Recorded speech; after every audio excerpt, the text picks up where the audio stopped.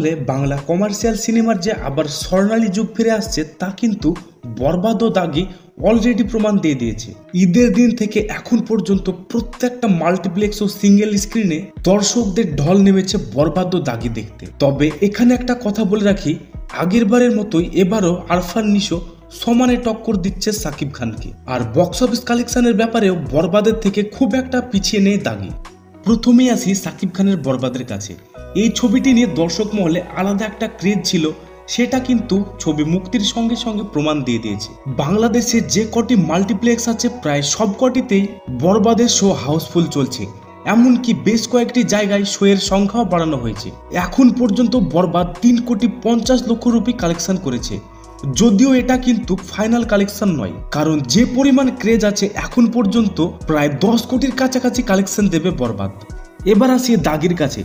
যদিও টিজার ও ট্রেলার দেখার পর অনেকে মন্তব্য করেছিলেন এটি ওয়েব সিরিজ বা সিরিয়াল হতে চলেছে, কিন্তু ছবিটি মুক্তি পাওয়ার পর দর্শকদের পুরো বাকরুদ্ধ করে দিয়েছে।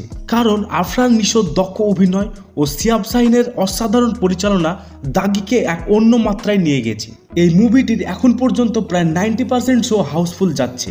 আরফান নিশো সুড়ঙ্গর পর দাগি দিয়ে আবারও প্রমাণ করে দিলেন সে তার আলাদা একটা ফ্যান বেস তৈরি করতে সক্ষম হয়েছেন। দাগি এখন পর্যন্ত 2,30,00,000 রুপি বক্স অফিস কালেকশন দিয়েছে। দাগি ও বরবাদ দুটি ছবি কিন্তু লম্বা রেসের ঘোড়া হতে চলেছে, তা ডে বাই ডে প্রমাণিত হয়ে যাচ্ছে। আপনাদের কোন ছবিটি ভালো লেগেছে, দাগি না বরবাদ? অবশ্যই কমেন্ট বক্সে জানাবেন।